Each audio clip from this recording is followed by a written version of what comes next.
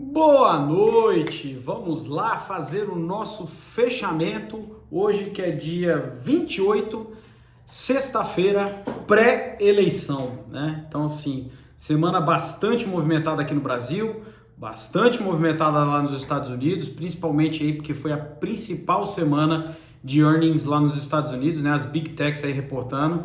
Então, foi uma semana muito movimentada. Vamos falar sobre isso, né? Acho que o começo da semana já começou quente, principalmente na Europa, né?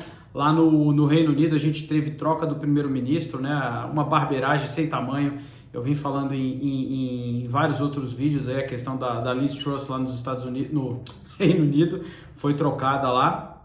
E eu acho que o mercado recebeu de forma muito positiva, né, essa troca que houve por lá. Acho que com uma dinâmica mais de responsabilidade fiscal deu uma favorecida bastante pelos mercados europeus. Lá nos Estados Unidos, apesar de ter sido uma semana bastante conturbada de resultado para as Big Techs, no geral, foi uma semana muito positiva para todas, né? Tanto S&P, Nasdaq e Dow Jones subiram forte, né? E aqui no Brasil, um pouco diferente, né? Foi uma semana muito mais negativa, acho que por vários fatores. Vou tentar dar uma resumida, né? Se a gente lembrar, a semana passada foi uma semana de forte alta para a Bolsa Brasileira. Acho que teve aquela interpretação inicial que o Bolsonaro vinha ganhando tração ao longo da semana. A Bolsa acho que deu uma esticada realmente muito forte e deu uma correção, não só pela esticada, né? Quando a gente chega próximo à eleição, como de fato estamos agora, mas também o mercado percebendo que talvez aí esse crescimento do Bolsonaro pode não ser o suficiente para ganhar a eleição. Minha visão é que está muito no páreo aí, é difícil prever, e como a gente vem fazendo aqui, zero tomada de risco em sentido aí nesse cenário extremamente binário para um candidato ou para o outro, né? E o mercado sentiu isso bastante, tanto no câmbio quanto na bolsa, de forma negativa, né? O dólar começou a semana a 5,16, fechou a 5,29. Então essa pressão a gente vê como vai ser esse domingo aqui na eleição no Brasil, tá? Na parte de earnings tem o cola a dar com pau aqui, porque realmente é bastante resultado, né? Na segunda-feira veio o resultado aí do Bank of America, né? Mais um resultado sólido aí para os bancos americanos. Lembrando que o Bank of America é um dos bancos mais sólidos dos Estados Unidos, é um dos bancos mais bem administrados e também é um dos mais conservadores, né?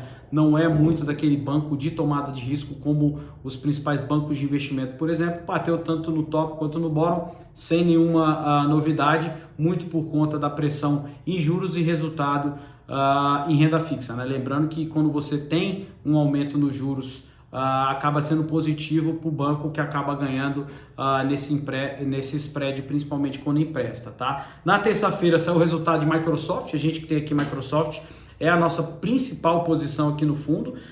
O resultado veio em linha, tá? Então, a receita 50 bi contra 49,56 estimado, o earnings per share também levemente acima, o cloud veio literalmente em linha, tá? E a ação ela ficou um pouco pressionada aí por conta desse resultado, mas não por conta do resultado em si do terceiro tri, tá? Vai muito em linha para os resultados das outras Big Techs, que é o guidance para o quarto trimestre, né? O guidance é bem ruim, né?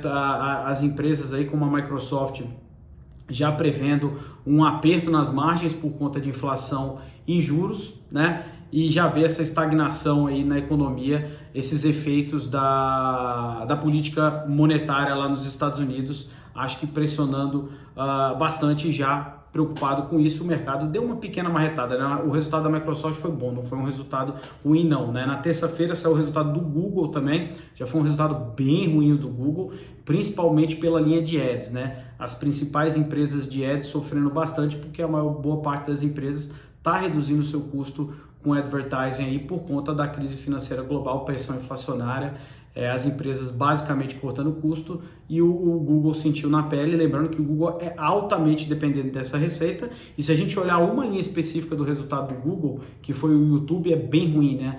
O YouTube teve queda na sua receita. Se a gente parar para ver o nível, né, de usuários, de engagement que você tem no YouTube, que sempre foi muito elevado, já dá um indicativo da possível recessão que a gente vai ter, né? Então, assim, bem apertado, tá? O que mais que a gente tem? Na quarta-feira saiu o resultado de Meta, né? Facebook bem ruim, acho que um resultado horroroso aí de meta, vem caindo consideravelmente. O earnings per share, o lucro, caiu pela metade do Facebook, né? E eu acho que na nossa visão aqui o pior comentário, a gente tinha Facebook na carteira, a gente zerou essa posição aí antes até do earnings por uma interpretação, tá? O recado que o Mark Zuckerberg vem dando para o mercado, né, investindo 3,5 bi só no Meta Labs, né, ao ano, é um investimento estratosférico para algo que na nossa visão está muito lá na frente, tá? Então assim, isso impacta obviamente o resultado e mais, né? Quando você tem um problema de crescimento no seu core business, né, que é mídias sociais, e você não lida com esse problema e focando muito no investimento que pode dar retorno lá na frente, a gente vê realmente um turbilhão muito grande, prefere ficar de fora aí dessa ação, mesmo ela negociando a 9 vezes lucro, que é muito, muito atrativo quando a gente faz aí metodologias tradicionais de value investing, tá? Na quinta-feira saiu o resultado de Amazon, tá? Um resultado bem fraco de Amazon, na verdade assim, um pouco em linha, tá? Mas em termos gerais, um resultado fraco da Amazon, tanto que a ação pós-resultado veio a cair 23%, acho que o mercado caiu em si, que a ação já estava barata e não tomou tanta porrada, então depois do after ela chegou a cair 7%, acho que fechou em queda de 7%, mas teve um impacto claro, né? Eu acho que o impacto claro, o cloud ficou um crescimento um pouco acima, que vinha crescendo de forma bem acelerada, acho que está aí um impacto um pouco de corte de custos por conta da empresa, o e-commerce veio bastante afetado.